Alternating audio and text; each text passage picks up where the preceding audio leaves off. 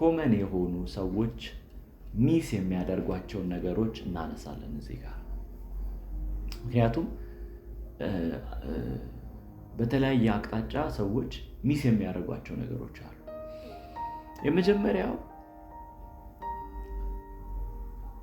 የዳነው በጸጋ ነው፣ የዳነው በእምነት ነው ይላል እግዚአብሔር ቃል በሮሜ መጽሐፍ ላይ። ስለዚህ በጸጋና በእምነት ስንድን የትኛው ኃጢአታችን ነው የተወገደው ብለን ስንል መጽሐፍ ቅዱስ የነበረውን ያለውን ወደፊትም ሊሆን የሚችለውን ኃጢአት ከኛ አስወግዷል ክርስቶስ። አይታችኋል። አንዳንድ ሰዎች እንደዚህ ያስባሉ። እስከምንድንና ከዛ በፊት ያለውን ኃጢአት ያስወግድና ከዛ በኋላ ያለውን ኃጢአት በራሳችን ታግለን የምናስወግደው እንደሆነ አድርገው ያስተምራሉ። ይሄ ትክክል አይደለም። ምክንያቱም ይህ ሕይወት ይላል በሮሜ መጽሐፍ ላይ ከመጀመሪያ እስከ መጨረሻ በእምነት የሆነ ነው ይላል። እንግዲህ ከመጀመሪያ እስከ መጨረሻ በእምነት ከሆነ በእኛ ስራ ጥረትና ግረት የምንሰራው ነገር የለም። ይህንን ነገር በደንብ መረዳት አለብን። ምናልባት መልካም ነገር ከኛ ውስጥ ቢወጣ ከእግዚአብሔር ጸጋና ከእግዚአብሔር አቅርቦት፣ ከእግዚአብሔር ችሎታ፣ ከእግዚአብሔር ስጦታ የተነሳ በእኛ ውስጥ የተገለጠ ነገር፣ የትኛውም መልካምነት፣ የትኛውም በጎነት፣ የትኛውም መስጠት፣ የትኛውም ፍቅር፣ የትኛውም ትዕግስት፣ የትኛውም ነገር በህይወታችን ላይ ቢገለጥ ቢታይ ከእግዚአብሔር ጸጋ የተነሳ የሆነልን ነገር ቦስት የምናደርግበት የምንኩራራበት አይደለም። ስለዚህ የክርስትና ህይወትን ህግና ስርዓት አድርገን ካየነው በጣም እንስታለን። በቃ ላለማመንዘር፣ ላለመስረቅ፣ ላለምናረገው ህይወት አይደለም። እንደውም በእግዚአብሔር ጸጋ ከህግ በላይ የምንሆንበት ህይወት በእግዚአብሔር ጸጋ እንዳልኳችሁ። ስለዚህ በትግል የምናሸንፈው ሳይሆን ራሳችንን በመስጠት የምናሸንፈው። ለዚህ ነው ኢየሱስ ሲናገር በጣም ግልጽ አድርጎ አንድ ነገር አወራ። ማንም ሊከተለኝ ቢወድ ራሱን ይካዳል። ራሱን ይካድ ማለት በራስህ ምንም እንደማታደርግ እርግጠኛ ሁን። ምክንያቱም ቅድም እንዳልኩት የኛ ማንነትማ ለኃጢአት የተጋለጠ ነበር። የኛ ማንነትማ ከጽድቅ ይልቅ ጨለማን፣ ከብርሃን ይልቅ ጨለማን፣ ከጽድቅ ይልቅ ኃጢአትን የሚፈልግ ነበር። ስለዚህ በራሳችን እንደማንችል አውቀን በእግዚአብሔር ላይ የመደገፍ ህይወት ነው ክርስትና ሙሉ ለሙሉ።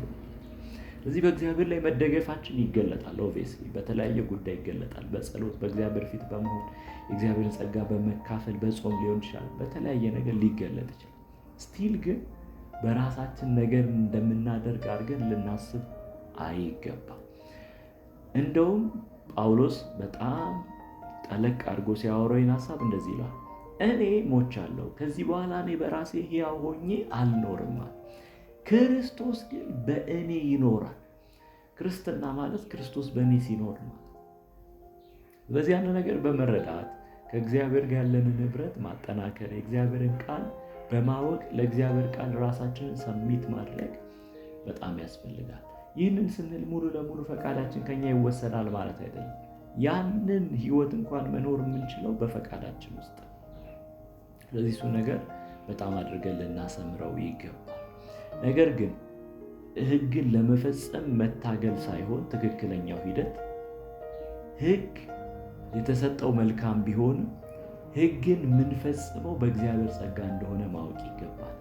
ስለዚህ የእግዚአብሔርን ጸጋ ለመካፈል ወደ ጸጋው ዙፋን ፊት መቅረብ ነው ትክክለኛው። እዚህ ያንን ነገር በደንብ ልንረዳ ይገባል። ሌላው ምናልባት በመታዘዝ እግዚአብሔርን በማስደሰት ህይወት የምንኖረው እግዚአብሔር ስላደረገልን መልካም ነገር ነው እንጂ እግዚአብሔርን ለማስደሰት አይደለም። ወይም ደግሞ እግዚአብሔርን በቃ ይሄ ልጅ ብለን ደስ እንዲለው ወይም ደግሞ በቃ ከኛ የሚወጣ አይደለም። ያ ነገር ልንረዳው ይገባል። እግዚአብሔር በእኛ ሆኖ ነገር ይሰራል። እግዚአብሔር በእኛ ሆኖ ህይወቱን ይኖራል።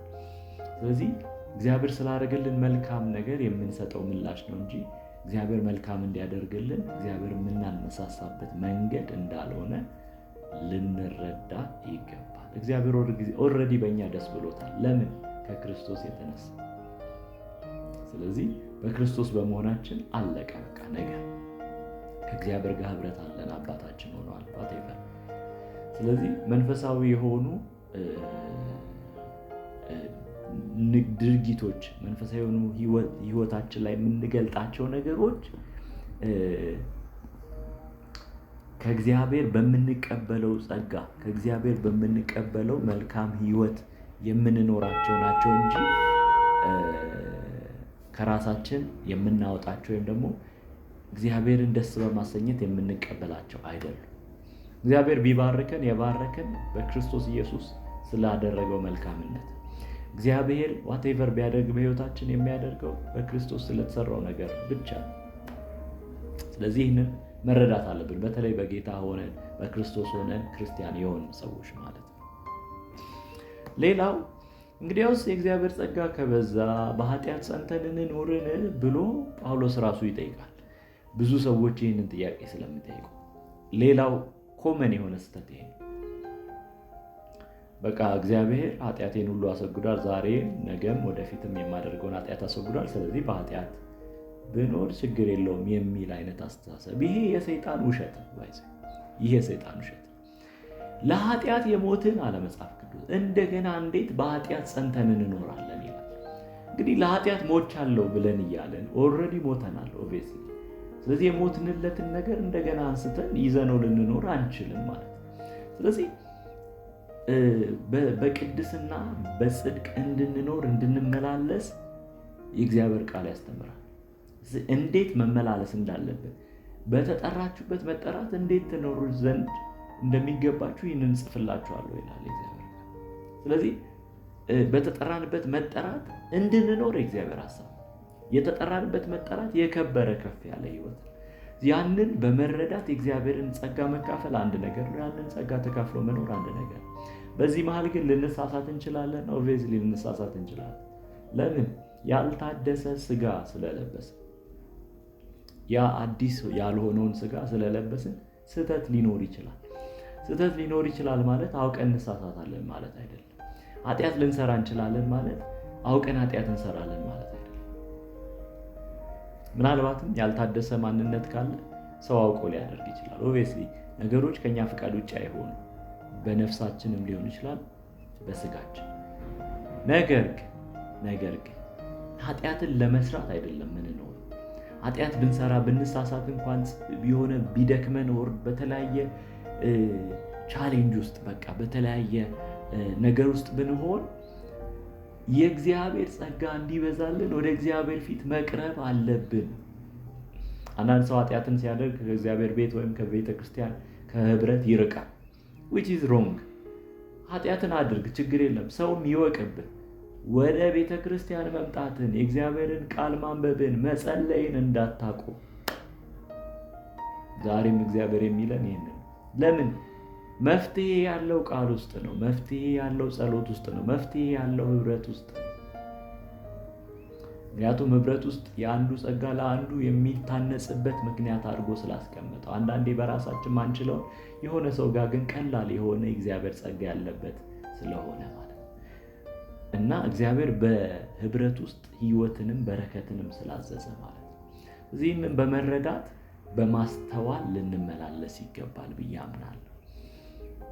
ስለዚህ በጣም ወደዛ ለጥቀን ወስደነው ኃጢአት ባደርግም ባላደርግም ችግር የለም የሚባል ነገር የለም። ኃጢአትን ስታደርግ ኃጢአትን ባደረግበት ሞመንት የሚደርስብህ ስፒሪቹዋል ዳሜጅ አለ። የሚታይ ላይሆን ይችላል ያ ነገር፣ ስፒሪቹዋል ግን ዳሜጅ አለ። ስለዚህ ኃጢአትን ጠላታችን ነው። ስለዚህ ከጠላታችን ጋር ተስማምተን ልንኖር አንችልም። ጠላት ሁሉ ጊዜ ማጥቃት ነው ስራው። ስለዚህ ራሳችንን ለዛ ክፉ ነገር ኤክስፖዝ ማድረግ የለብንም ማለት ነው። በተቻለ መጠን ኃጢአት እንኳን ቢኖርብን በህይወታችን ላይ ያንን ለማስወገድ በመንፈሳዊ ህይወታችን ለመጠንከር መትጋት መታገል ይገባናል። ምክንያቱም ይህንን የእምነት ገድል እንድትጋደል ብሎ መጽሐፍ ቅዱስ የሚያወራው ያንን ነው። እምነት ማለት ይሄኛው ዓለም ላይ ሳይሆን በእግዚአብሔር በተሰራው በክርስቶስ በተሰራው ዓለም ላይ የኖርኩ ነው ማለት ነው እምነቱ። ያንን እምነት የሚሸረሽር የሚያሰናክል የሚያደናቅፍ ብዙ ነገር ወደ ህይወታችን ሊመጣ ይችላል። እነዛን ሁሉ እየተዋጋን እየተጋደልን ያንን የእምነት ገድል እንድንጋደል ነው እግዚአብሔር ጸጋውን ያበዛልን፣ ህይወቱን ያበዛልን። ስለዚህ ጸጋ እንደሌለው ሰው አድርገን ራሳችንን ልናይ አይገባ። እኔ እኮ ምስኪን ምንም ነገር፣ እኔ እኮ ብዙ በእግዚአብሔር ቤት የቆየሁ ይደዝማታል። የእግዚአብሔር ጸጋ ሁሉን እንድንችል ያደርገናል። ለዚህ ነው ጳውሎስ ሲናገር ኃይልን በሚሰጠኝ በክርስቶስ አለና ሁሉን ምን እላለሁ? እችላለሁ። ምንን? ከፍታን እችላለሁ፣ ዝቅታን እችላለሁ፣ ሸለቆን እችላለሁ። ኤቭሪቲንግ በህይወቴ ላይ የሚመጣውን ነገር ፌስ ማድረግ እችላለሁ። በሽታ ቢመጣ ፌስ ማድረግ እችላለሁ። ድህነት ቢመጣ ፌስ ማድረግ እችላለሁ። ያ ማለት ተስማምቼ እኖራለሁ ማለት አይደለም። እታገለዋለሁ። የእግዚአብሔር ባህሪ እስከሚገለጥ ድረስ፣ የእግዚአብሔር ማንነት እስከሚገለጥ ድረስ ኃጢአት ቢመጣ እችለዋለሁ፣ እታገለዋለሁ። ለምን? የእግዚአብሔር ጸጋ አለ ከኔ ጋር። በዳግም በመወለድ የእግዚአብሔርን ጸጋ በመካፈሌ ውስጥ የእግዚአብሔርን ህይወት ወይም የእግዚአብሔርን ዘር በመካፈሌ ውስጥ ያንን ስለተቀበልን ማለት ነው።